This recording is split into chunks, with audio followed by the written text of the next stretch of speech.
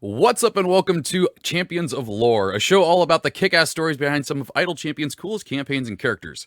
Every Monday at 11 a.m. Pacific Standard Time here on twitch.tv/CNE Games or later on your favorite podcast service, B. Walters and Erin M. talk about all the Idle Champions lore that's fun to know about.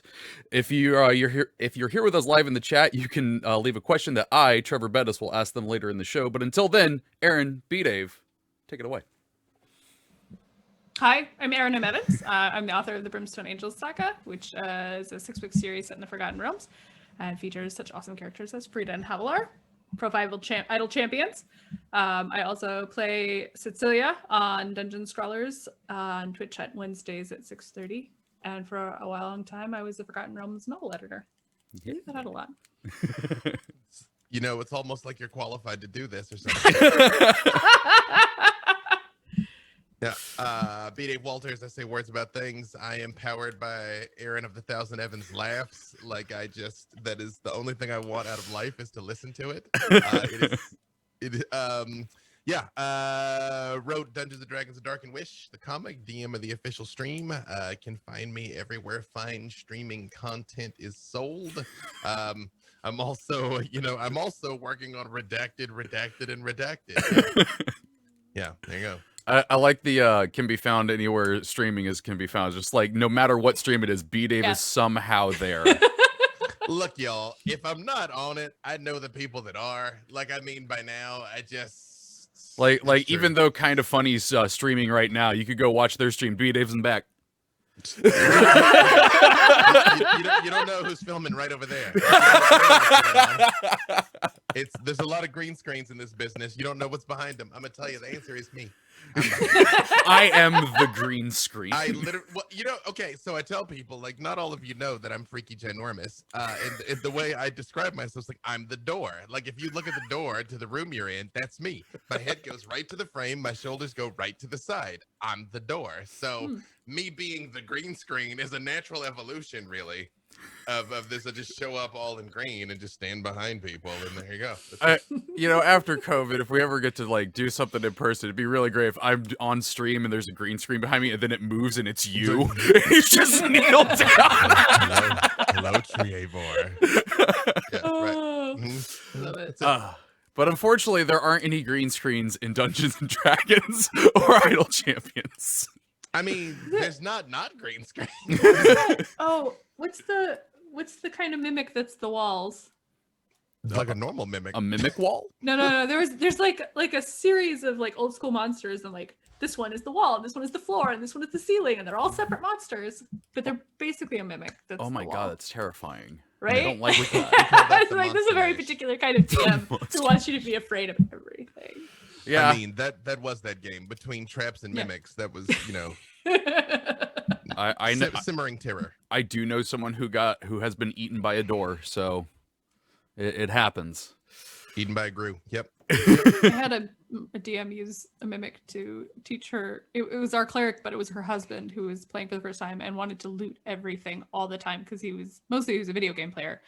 And he would start looting things in the middle of combat. And so she started putting mimics in to teach him a lesson about leaving your friends to be devoured to go see what's in that chest. And I thought that was the use of a mimic. There was a tweet floating around last year where it was how do mimics reproduce? They disguise themselves as chests full of gold coins, and the gold coins are baby mimics, and that's how they get out into the world. And I was no.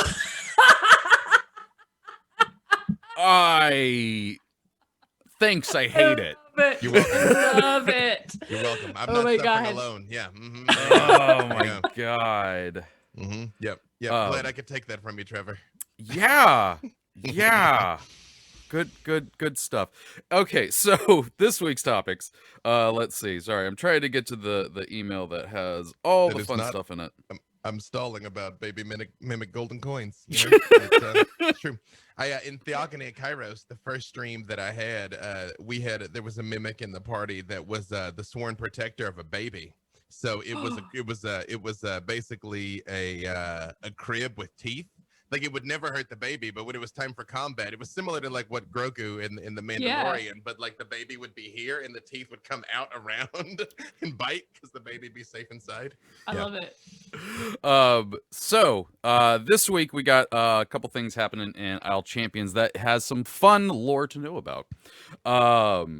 First off, so the 13th, so this Wednesday is when the new event's happening. It says new event, Midwinter 4, and then we got Deadwinter. Winter 4, Deadwinter. I know, and I love it. Yeah, the temperature The sun drops. never. Midwinter 4, this time it's personal. Drops for the last time. So I pulled up the wiki page for Midwinter Day, which is also known as Deadwinter, to mark the fact that it is the middle of winter. So this is sort of classic holiday of be happy for what you've got because you might be dead by spring. It is, Orals people are like super into it. So yeah. And I pulled it up because I wanted to check the date, and it is one of those intercalculary dates where it's like between the months. So it's between, and I forgot it's between Hammer and Alturiac. Hammer and Alturiac. But when I did that, I found this paragraph, which is what I was laughing at so hard while we were muted, and I would love to share it with you. Oh yeah, no, please. Please do. Please. Apparently, this is the holiest day for the Church of Cheverash. Cheverash is an elven deity of like vengeance and, in particular, vengeance against drow. Really, they don't like Lolth at all. And so, apparently, the holiest day is Midwinter Night, during which they commemorate the Dark Court slaughter, which is why they really hate drow. And it says they induct people into the clergy, and each new cleric screams vows of vengeance into the night air and swears neither to laugh nor smile until the Spider Queen and her followers are no more. Which is so like edgelord dramatic. I love it. So, dear viewer, when we were doing that at the beginning, I was finishing off my protein shake, and I tilted it back and I got it all over my forehead from the little stopper, and I was over here rubbing when she starts laughing. Oh my and God. I thought she was laughing for getting the shake on my head. See that? No, she was So doing her job. busy imagining a bunch of like teenage elves going, Never gonna smile until there's no more drow. I feel like if you like lose your elven joy, hasn't Lolth already won? Like I feel like Lolth is like, oh, you are like cruel and joyless. That must be real rough. like, Okay. my work here is done. Listen, either laugh at my joke or Lolth has won.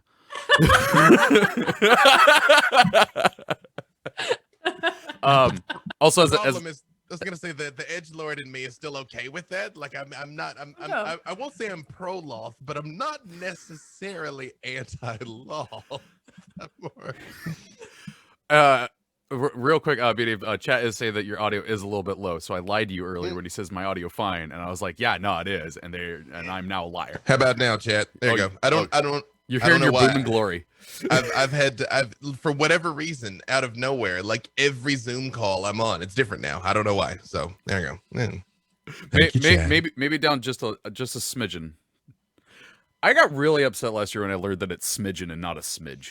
Okay. I mean, what if you don't want a full smidgen? It's true. Then you have a smidgen.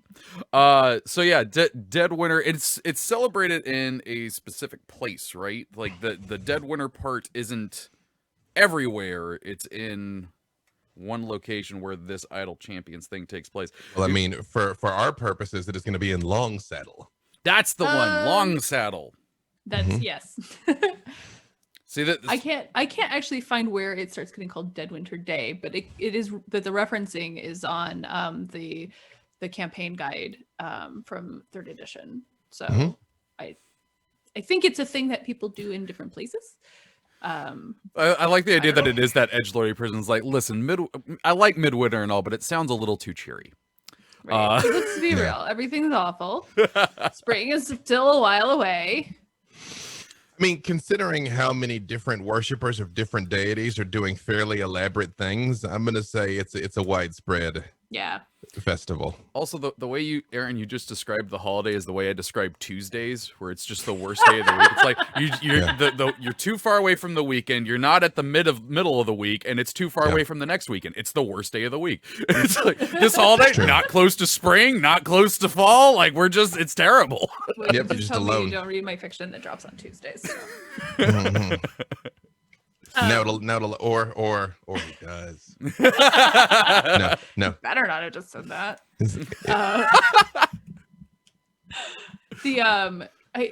I believe the description also mentioned the Red Knight and the Retreat.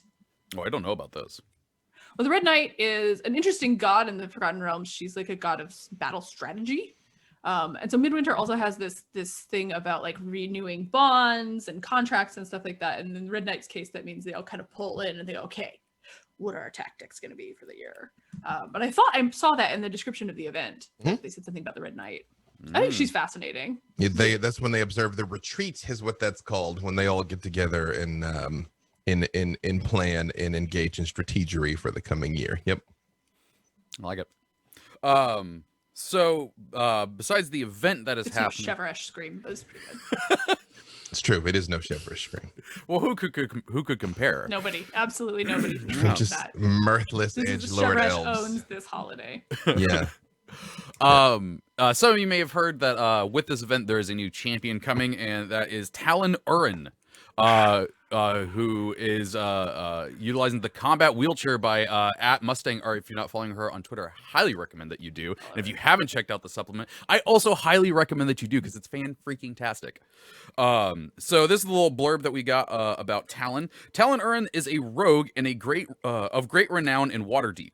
While on an assignment with the Grambar's Blades a few years ago, he was caught in a building collapse, which left him paralyzed from the waist down. Now equipped with his combat wheelchair, Talon is back to doing what he does best, saving the day and looking awesome doing it. So I will say, save most of your questions about Talon for next week, because we might have a better way of answering your questions about Talon then. More on that later. Hashtag vague buck. But what I did do, Sarah, who is at Mustang Art, who created the combat wheelchair, did a little thread over the weekend just with little bits of lore about the character that I thought would be fun to read on the show, because it's the little lore, it's the little known lore. So the first day, Sarah said, Talon can speak Common, Infernal, Undercommon, Thieves' Cant, and learned Common Sign Language from Nat, Squibbly, and Jenks. And if you don't know who those are, you should definitely play Dragon Heist Waterdeep, because those three are fantastic. Let's see. Day 2, Talon's wheelchair was a gift from his time spent working with... Okay, I don't know if I've asked this on the show before. Is it Brigand d'Arthe? Is that how you say it? For Gerlaxle's group? I'm not gonna lie to you right now. I've never said that out loud. I say Brigandarth, but Brigandarth. I don't have a strong reason for that to be correct. I also would be more Brigandarth, but Brigandarth. it's that I have would to admit too, like I don't think I've ever heard Bob Salvatore say it out loud, which would be my other go-to. yeah. there's a Probably 'cause I don't non-zero wanna argue with chance. him? There's a non-zero chance he hasn't said it out loud. Right? Yeah. Like, this is one of the wild things about fantasy stuff, right? You write the word and you're like, okay, cool. And then you go to say it out loud and you're like, I've never considered doing this before. It's true. But you know what you I had gotta in your tell you. mind in your sub-vocalization, though, but you're... Sometimes, but not all. Like, so, sorry, this is a massive sidebar. Oh, no, it's So I'm fine. gonna say it. I love it. So my books are all in audiobook. And so they ask, like, what is the pronunciation? And there are times where I go, oh no, I don't know how to make this come out of like, there's a Dragonborn swear word that I use a lot. And it's really hard. It's really hard to say. Like, I've tried to do it at the table and I'm like, oh no. So like, massive props to my audiobook narrator, Dina Perlman, who is amazing. And also, wow, do I throw her a lot of curveballs. Because there's times where you're like, you kind of have a sense of it, right? But then you try to say like karshoji and it's like, this doesn't flow out of my mouth like a swear word. But I don't have a Dragonborn mouth, so I'm going to assume it's got to do with that. There you It's go. it's like cursing in French. It still sounds like very genteel. What's funny is that you say you never said it out loud. This is actually the second time I've messed up this word and read it ahead of time and just been like, nah, it's fine. And then I get to saying it out loud because I did that when I ran in the game. I was just like, oh yeah, no, I know how to say it. And I got to it, I went Brigida. Oh no. I got a buddy that to this day refers to the Tarrasque as the Tarrasque, and I'm like, bro. Oh my god.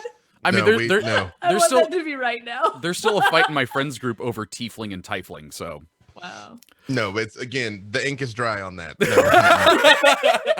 Yeah. also want to shout out Sarah is actually here in the chat with us right now. Hey. Welcome. Thank you for being here. If I get any of this wrong, just yell at me. So let's see. I'm gonna restart that one. Talon's wheelchair was a gift from his time spent working with the Brigand de Aerith. It was a custom order from an artificer in Luskan and has seen several upgrades over the 6 years of being used. Nice. Okay, so this is I'm gonna ask this one preemptively. How do you say Jarlaxle's last name? Yep, there we go. Why am I suddenly blanking on what Axel's last name is? I know this. Yeah, it's Bainray. Bainray? That's Sure. not right. That's what I say when I read it. Sure. Bainray. You come to us for the lore, think chat, that's right. not for the words. Well, you know what? If nothing else, I hope this makes everybody feel better about, reading things in these texts and going, wait, I don't know how to say that. You know what? Nobody knows. I don't true. think anything can make them feel better than a host and 2 published authors of this world just sitting here blank staring. Yeah, Bane. I wanted it up in front of me. Yeah, Bainray. Yeah. I'd say. Okay. Talon's wheelchair. I could. There's a world where I could see it being Bainer though, but I'd say Bainray. I like Bainray. Yeah. That sounds pretty cool. Yeah, more because Bainer's been taken from us. Yes. Mhm. Talon's wheelchair, Edge, got its name for Jarlaxle Bainray.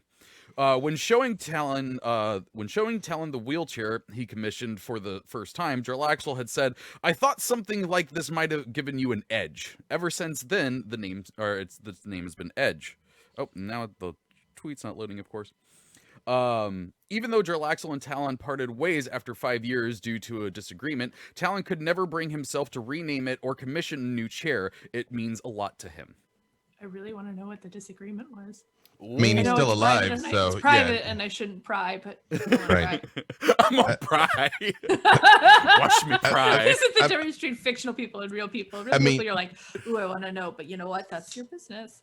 But fictional people, I'm like, spill it! I mean, Give me a short story about it. it's true. I mean, again, they're both still alive, so it couldn't have been that tremendous. It's true. It's true. Let's see. Day 3 was Talon is 26 years old and was paralyzed in a building collapse when he was 21. People have remarked before that they are surprised that Talon's tail can still move.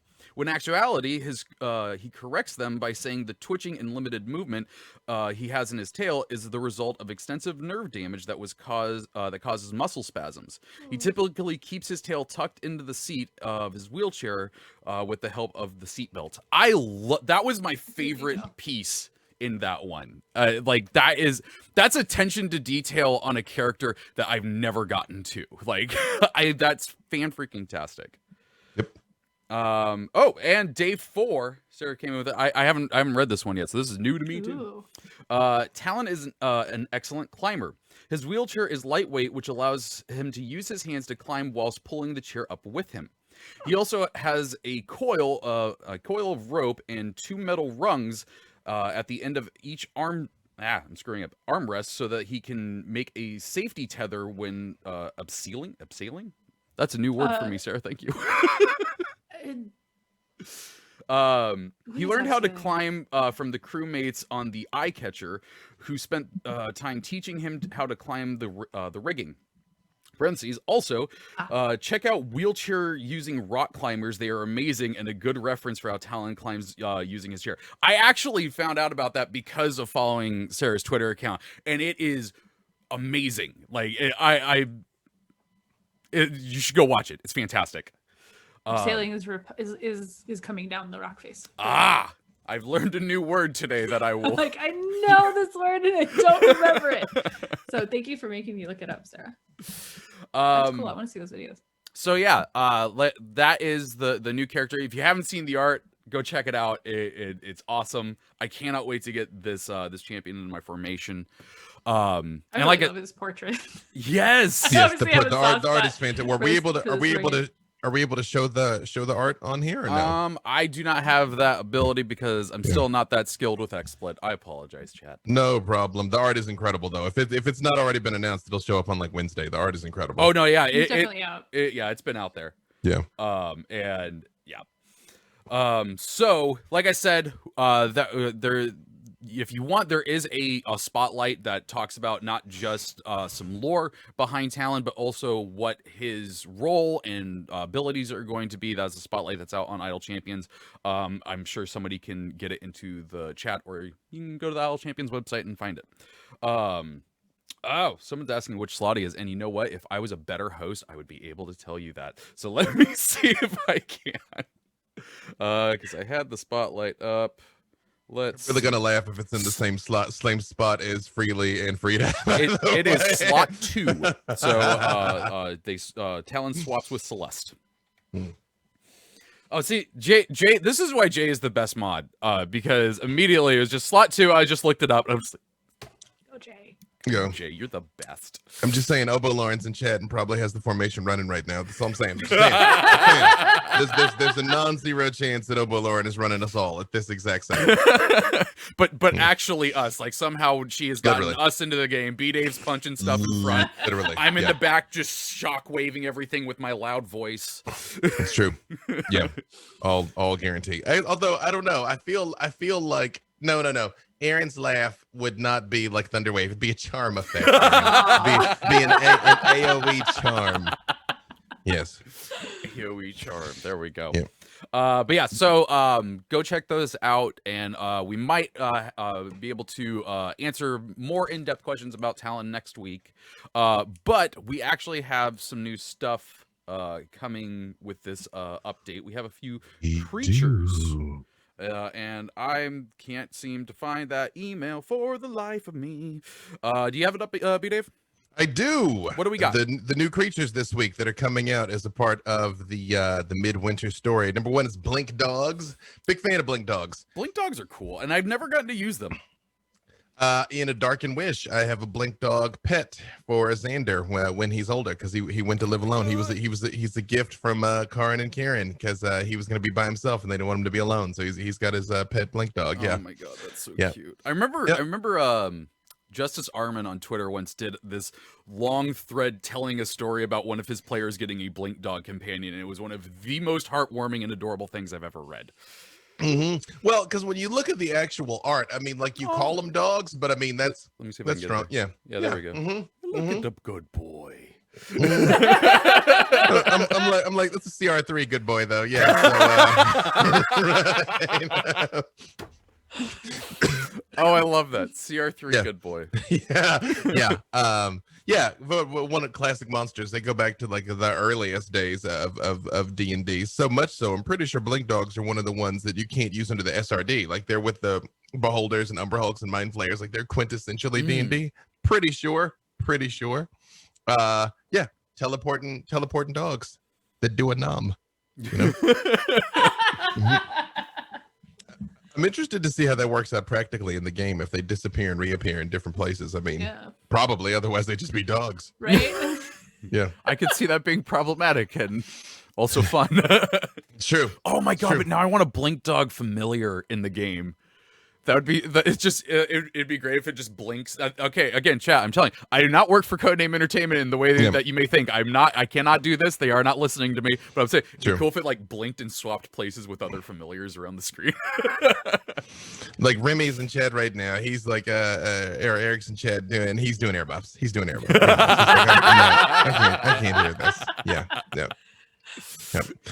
There's also Banshees. Banshees are gnarly. I think people greatly underestimate how tough Banshees are. I was one of those people. And actually it was the podcast Three Black Halflings, friends of my show and friends of everybody. They're fantastic people. I've done that show. Oh hey. And they Unati was talking about Banshees and just how freaking deadly they are. And I was like, really? Are they that bad? And I looked, I'm like, oh, I am putting this in the next session. And I did, and it was a joke. Like my player, everything went wrong on my end to make them not ever afraid of Banshees. I'm like, I failed Unati. Yeah, we had a similar experience in Ascension, where it's one of the first AOE save or die effects that you run into in D&D, where if you don't make the save, you just die. Like whoops, womp womp. And she hit us with it, and I think she dropped one of us, and then the paladin crit and dropped like a super heavy duty smite on her and just like blasted her because she's undead, you know. But so it was very much like shoot out at the OK Corral type thing, where everybody was like, oh, fight's over. Oh, okay, all right, yeah. But just the fact that we all had to make a single save or pass away was, you know, that in and of itself put the fear of the Lord in us. So hey, coming to Idle Champions, kids. Yeah, actually, I don't know if I think in Idle Champions, Banshees are just normal rank and file enemies. I'm not sure if they are a boss, but man, if it was a boss, that would be freaking terrifying. Just dropping your champions left and right. Yeah, well, we'll put a pin in that, because we'll come back to that momentarily. That's a different creature we're gonna discuss. Oh yeah. Now we have something else coming out that is called a shadow ghoul, which I myself was not familiar with. I didn't know if that was a darkness ghoul or just a shadowy normal ghoul. Oh yeah, like this is a thing in D&D that's kind of bonkers, is that like you've used all the words. We've used all the words. Right? There's a novel series called The Haunted Lands, which takes place in Thay, which as a 4th edition is like the undead land. Like the necromancers won, and everything's very like pro undead. And there's a lot of undead creatures in there. And so anytime you try to use a synonym, right? You're like, it's a ghost, it's a phantasm. Nope, phantasm, something else. It's a spirit. Nope, so that's something else. It's a ghast. Nope, something else. Take two words, smash them together. Right? And then the question is that something else? Or is that like a ghoul with a template on it? I actually don't know a shadow ghoul. So I know a shadow and I know a ghoul. I know a ghoul. Funny that you mentioned it. Ghast are up next. Yes, yes, Treavor. I Googled shadow ghoul, and the first thing that came up was a Yu-Gi-Oh card I used a lot in high school, and I was just like, yeah, that was my fault for not putting D&D. That's fair. Yeah. Yep. No, those are rookie mistakes. No, I checked the interwebs and I even checked D&D Beyond. That is not a specific monster, so I'm gonna theory craft. I'm going to extract from known data points, Aaron, a shadowy ghoul that probably it may be a ghoul it's like of a shadow. I was gonna say it's like a ghoul tries to make a ghoul and it misses, sort of. Oh, so then it makes a ghoul out of your shadow. I looked up shadow ghoul in Idle Champions and I found something. Oh, who'd have thought? Oh. I know. So yeah, it is a ghoul that looks to be made of shadows. And it is its tags are boss, melee, and undead. So this is a boss boy. Yikes! Boss boy. It's a strong ghoul. I hate like shadow monsters. Oh yeah. They scare the crap out of me. Well, remember, especially back in the day, it's not so much of a thing anymore, but back in the day when monsters would have level drains. Oh, you know, where every time you got hit, you lost powers, which, I mean, if you think about it, like sometimes you're like, you hit me once, that was months of work. Yeah. No, I found out about that playing Pathfinder for the first time, coming off of 4th edition, and my wife was running it, and it was a shadow that showed up, and she hit me. She's like, "You lose a level." I go, "Excuse me?" Yeah, and not temporarily. You're not gonna sleep that one off. I'm like, gone. And I kept going like, I understand the individual words you're saying. I don't understand them together. Not in that order. Yeah, not in that order. Yeah. Yep. And then also coming out this this week, these are all new title champions, by the way. So these like Blink Dogs, Banshees, Shadow Ghouls have not been in the game before. Gas also, which you just mentioned, Aaron to Garen. That's your gas name. Undead. You had a good at the beginning. G and an apostrophe. Yeah, exactly. Yeah, that's we have to combine portmanteau all the evil creatures. Yes. Yep. was that your gas face? Oh, okay. No, I just think that was Garen. She was just role playing Garen now. There was. just see, I want you to know I just built in my whole mind like a tormented Dompier bard, like Garen's entire backstory just unfolded for me from your one little Gas are big old stinky undead. That's one of the things about gas. Their stench is one of their offensive weapons. They are also harder to turn as undead. Which, as a big old stinky boy who's difficult to turn, I get it. When you said it, for some reason my brain was like steering. It's like trying to steer an iceberg. There's no power steering on a gas. The gas starts to pivot. It's like beep, beep. I don't know where my head is today. The gas is getting away. What is he doing? He's listing lazily to the left. He's taking a very long All right, adventurers, you champions, get back here. I'm coming. Yep. I like the idea that he also makes the sound of like he floats and goes. Yep. Although based on the stench effect, that might not be the sound he's making when he's moving along. Yeah. So gonna have an AOE stinky cloud around your gas there. Be careful with them. I don't make the rules. Save to stink. Save to stink. In the last one, if you would like to say anything about this, is a Devourer. Ugh. Those are creepy. So these are undead.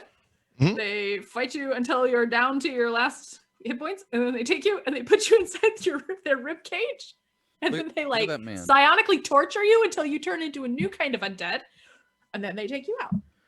Yeah. And find a new person to put inside their terror rib cage. Oh my god. That would be the best name for a metal band. Oh, rib cage. Welcome to the stage. Terror rib cage.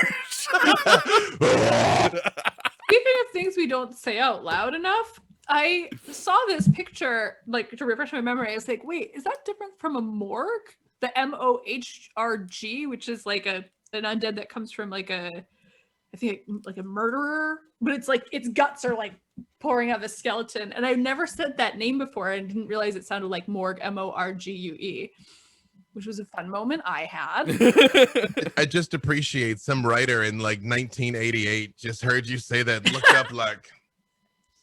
Good. They got the reference. Finally landed. Yep. It's like HX because it's stronger than all grease. That's it. So fun fact. This boss, the Devourer, this is actually the thing that first just brick walled me in Idle Champions. Like when I first got into the game, I'm like, I like this game. I understand it. I'm doing everything well. And then this nasty boy showed up, and just I could not beat him. I couldn't do it. And that's when I learned about formations. And because my sister-in-law came in and she looked at the screen, I'm like, I don't understand what I'm doing wrong. He just keeps killing me over and over. And she goes, you're doing everything wrong. I just want to let you know that. That she took the mouse and moved everyone around it and just instantly destroyed him. I went, oh, okay. Thank you. I appreciate that your sister-in-law told you to get good. Hey, we played Dark Souls 3 together. Yeah, she knows. Yeah. But that is the point about Idle Champions, that it's like, the position in the formation does matter because they become more effective when used properly. It's also why they don't let Freely and Frida be in the same group, because they just challenge. It wouldn't even matter what position they're in. Just no challenge. Yeah, just the two of them just smash things. We see you, Codename. We understand. Mm-hmm. We know. I appreciate you had to keep us apart there, but brought us together here. That Yeah. That was your mistake. Mm-hmm. But yeah, this is a nasty man. Yeah. Like, it's absolutely terrifying. Like, yeah. I'm not gonna spoil the details, but there's some well, I shall simply describe them as juicy mechanics waiting for you when you fight it in Idle Champions, because I read exactly what it does, and it's like, yeah. Well, here let me read to you all what the mechanic in the tabletop version is, because it's just as disgusting. Soul or imprisoned soul. The Devourer chooses a living humanoid with 0 hit points that it can see within 30 feet of it. The creature is teleported inside the Devourer's ribcage and imprisoned there. A creature imprisoned in this manner has disadvantage on death saving throws. If it dies while imprisoned, the Devourer regains 25 hit points, immediately recharges Soul Rend, and gains an additional action on its next turn.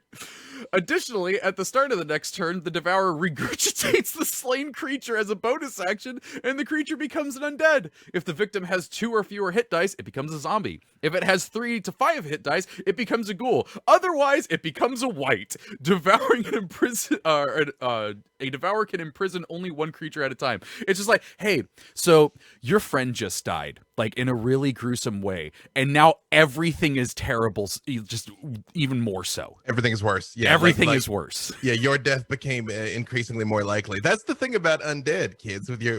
That's what makes them such a challenging opponent. It's not only everyone you lose, not only weakens your side, it strengthens theirs. Like it very quickly. Yeah, I'm gonna have to drop a Devourer in a game here because it's CR13. It's CR13. Yeah, no, I think this is in a group's near future. That's a beautiful thing. That is a beautiful thing.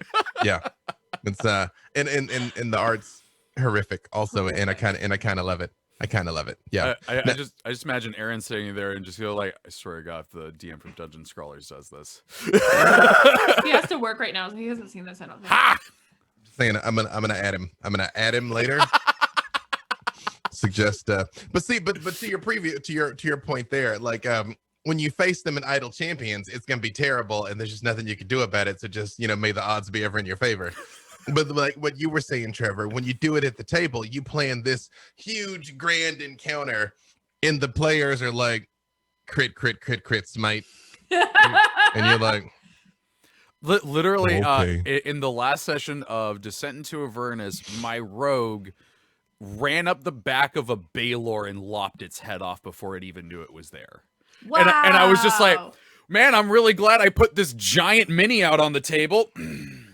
Yep. That I've been waiting to use for a decade. I feel like that's what we call hubris. I mean, yeah.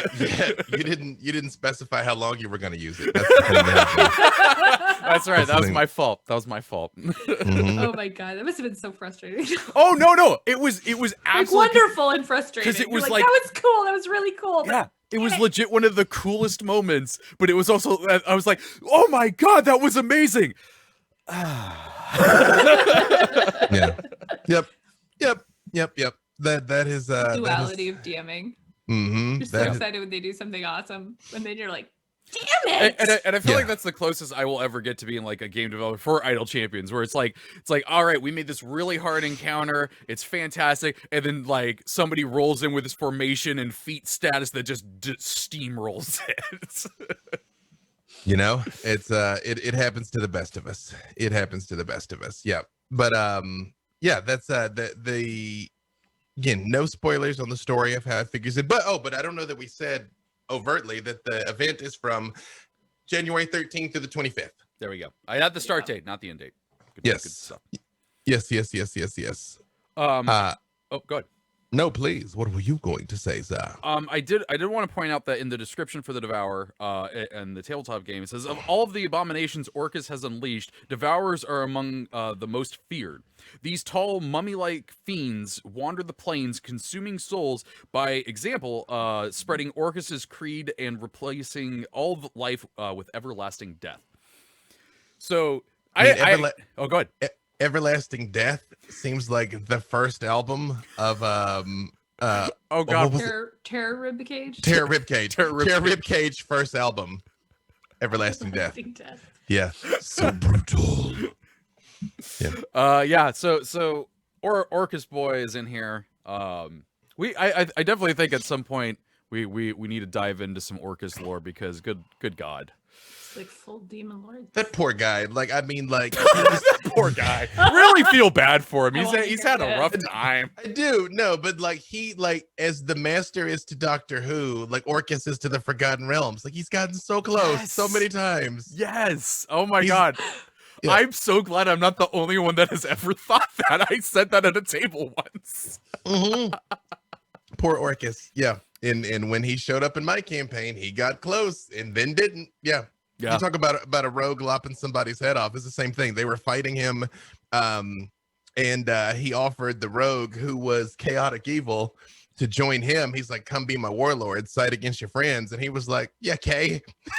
And so, he hopped up on Orcus's shoulder and they flew away. And my buddy told me later he literally rolled a die to see if he really was joining Orcus or not. He's like, even I didn't know if I was doing it. And like when they were flying, he's just like, nah, sneak attack and crit on him and just like cut his head off in midair.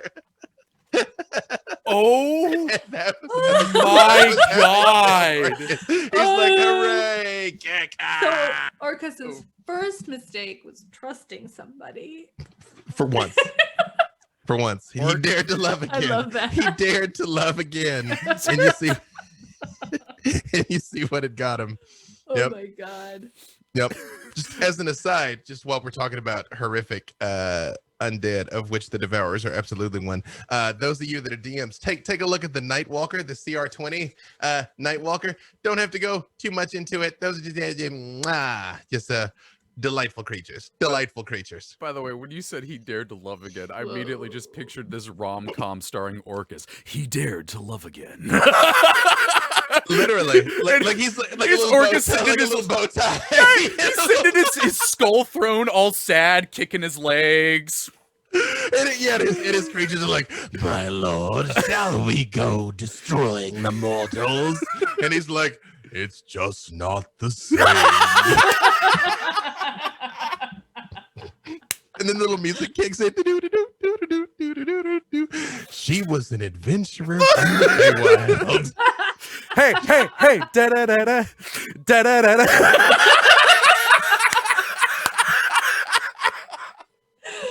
Oh That my one God. broke B-Name. It broke it. Oh my God.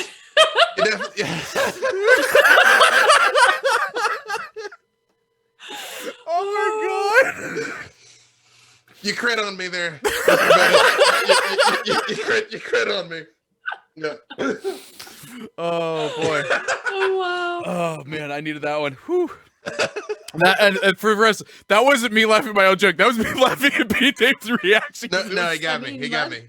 Yeah, podcast listeners, he got me. Okay. So yeah, there's that. Mhm. You back with us? What do y'all say we check out what chat's been up to while we've been All right. recording? Well, I Garwar, composed myself. yeah, we're gonna go back to the beginning of it. So at the beginning, Garwar was like, "Have you been traumatized by a mimic encounter? Counselors are standing by to help you. Call 1-800-NO-MIMICS." See, here's the thing. He's like, counselors are standing by, and in my mind, you go to pick up the phone, and it's like mimic. That's how they This get is an you. elaborate mimic scheme. That's how they get you, Garwar. My Mimic phone. my cousin actually proposed a character one time who was massively paranoid of everything being a mimic, and so he just carried a 10-foot pole with him everywhere and tapped everything in a room before he felt safe. And I'm like, no, don't do that. Let's see. Cassius335, is it just gold, or what about silver and bronze baby mimics? Like, I like See- they grow. They start off as a bronze coin. They get a little bit older. They're a silver coin. See, I feel like if you're a bronze coin baby mimic, that's just mom didn't love you, you know? Like, that's not. Oh, She's no. like, well, I gave away the gold coin. Oh no! I wonder, because if you're going to drop something or spend it, wouldn't it be your small change? do they disperse quicker or? And then because the gold, you could just keep it, like save it up. Depends. Did they get into the pocket of an adventurer? Because I just spend it like it's water. I assume this whole ecosystem is based on the presence of adventurers. I feel like they're the necessary dispersals. Okay. Species. I mean, but even in nature, there's some fairly specific, plant-animal relationships going here. Like mimics having caught on to the fact that like murder hobos are inevitable is like completely reasonable in my mind. You know? I usually try to keep these in order, but Cassius335 just came back with, can mimics be a pull? And you know what, Cassius? I'm going to bring that up to my cousin. Pull mimic. Plot twist. It was the Plot poll twist. the entire time. Duh. Dun, dun, dun. Pull mimic like bonded with him. So now what? Mhm. Now it's But it's a mimic that likes him. That long It's like the tongue baby. comes out. Yeah. You ever seen that picture? It floats around every once in a while of like why are mimics always mouths? Like I just want a treasure chest. It's just like Stronk, and it's a treasure chest with just two huge arms. And that's how the mimic fights. Yeah. Oh, Mm-hmm. love it. But now you're giving me flashbacks to Dark Souls, and I'm. Brian Cortillo comes in and says, "Am I the only one that remembers lock lurkers?" Parentheses, yes, Brian. Of course you are.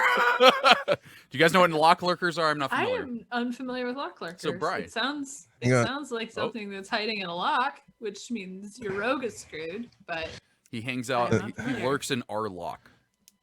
Oh, well, hold on. All right, so let's see. Lock lurkers, abbreviated simply as lurkers, were, hang on, it reloaded, were accursed ads, were tiny creatures that existed naturally on the prime material plane with extension of the ethereal plane. And then there's surprisingly little information. So yeah, apparently, it's just you, buddy. But hey, that's I see it. It looks like a scorpion. Ooh. Looks like a coin that looks like a scorpion. Ooh. Yeah, that's all is part it of a the. lock, They're or from is that they're something from else? they're from second edition. Oh man. Yeah, there's a similar principle. Like we're talking about the like killer coins. It's basically that, but the coin turns into a scorpion essentially. Oh. Yep. Well, Flashback. that sucks. Mm-hmm. Yeah. Kids Must- have forgotten their history. Mustang Arts did drop in and said, "The boy Talon!" Heart high. Hi, sir. I still love the boy Talon. Let's see. Garwar said, wait, so you can create words that are hard to say, Aaron? No way. Side eyes in, oh god, Virithis Thurgerish Mehen? Thurgiesh. That's not that hard. That one I can do because I've practiced it a lot. That is the clan How name many for letters Frida and is Havilar's adoptive father, Mehen.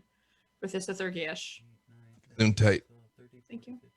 That is a 17-letter word. I would. It comes from Draconic, and it means like the broken mountain.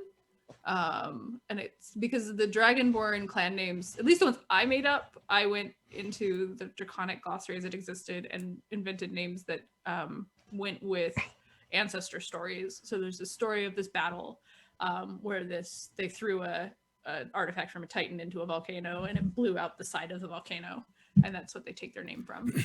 I just had an idea that I want to pitch you here out live, Aaron. Like where this is headed. I want you and at least Bob Salvatore and Ed Greenwood and another D&D other. I want you all to stream a game of Scrabble where D&D words are legal. That would not be fair because Ed would be like, burp, burp, burp, burp, and it's like, yeah, and then he's just like, here's the background, and it would take me half a game to go, wait a second, we can do that. I appreciate two things that happened with that. One, Erin blew out her noise gate laughing at that. So good. And two, as the editor, is like especially equipped with like improbable words there. Yeah. Yeah. For me, I haven't made up tons of words because when I have to, and this is a secret, you guys. When I name characters, and I name characters or I name places, they're almost always words from other languages that mean something. So all of the names always have some like hidden meaning and are almost always unpronounceable to me, or at least I'm pronouncing them phonetically and like completely wrong.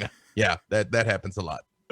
Good trick. Cassius335 says, does Jarlaxle like his last name, or does he have his crew call him Captain Jarlaxle?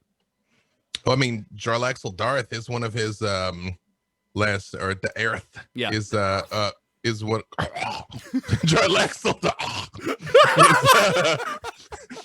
You know, I just on the one hand, I feel like Jarlaxle doesn't like anything. So yeah. I don't know why, but like for some reason I treat like Jarlaxle's when he's like with a group of people who he's comfortable with and he's friends with or whatever, I treat him as acting more like Lando Calrissian. Yeah, and I think look at that hat. I know, yeah, it's the hat and the cape, and I'm just like, I see it. Yeah, he's very extra. Obo Lawrence said, "Good boy is a subsection of beast." True.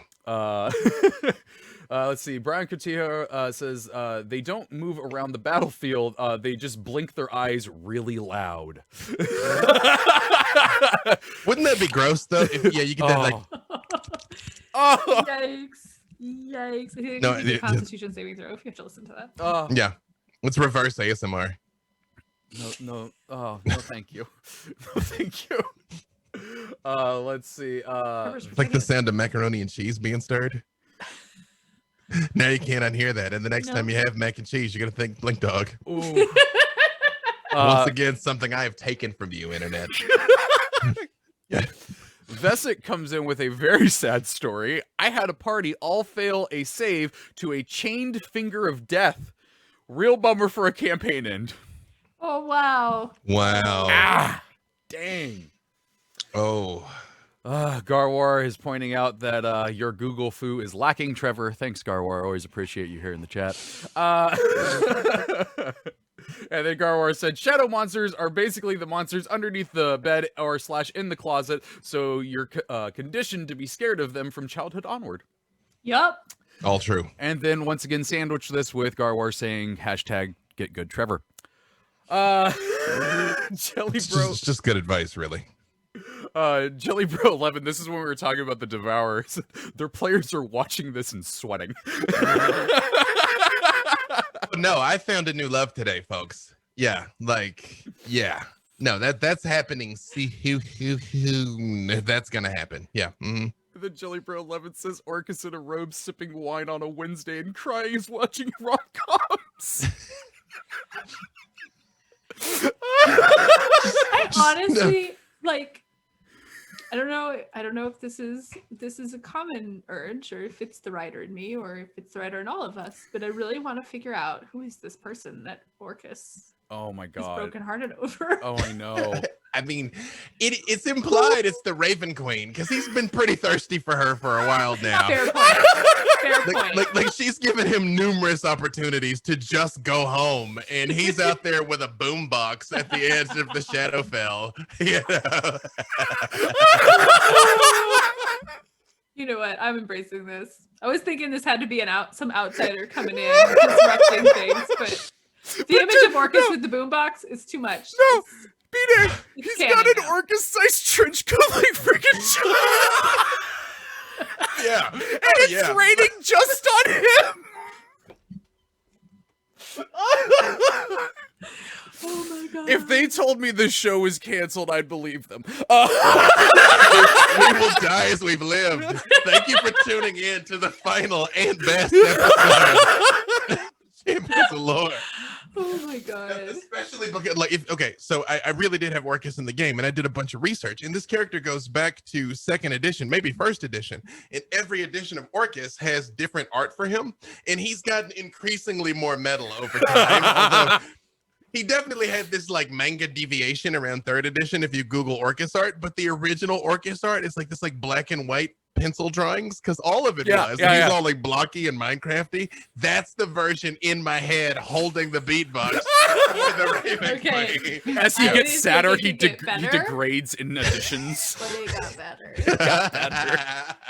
I was definitely picturing like 4th edition Orcus doing that.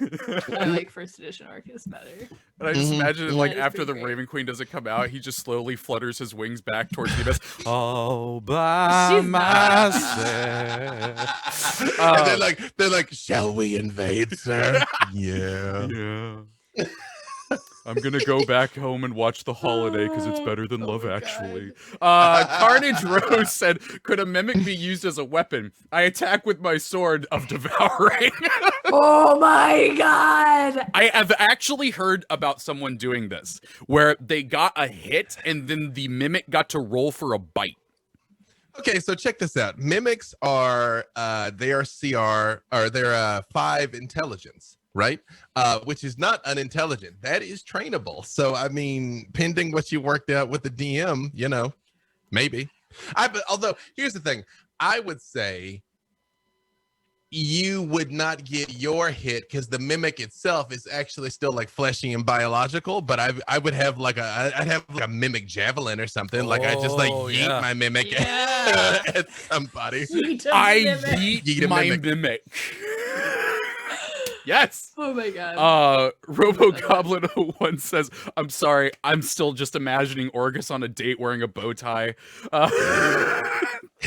Bow tie, and he's so nervous. His hair out. I like the idea that the center of the bow tie is a little skull. He's got like Beetlejuice's bow tie. Let's see. Obo Lord comes. Oh, Lord, this is why I love Lord.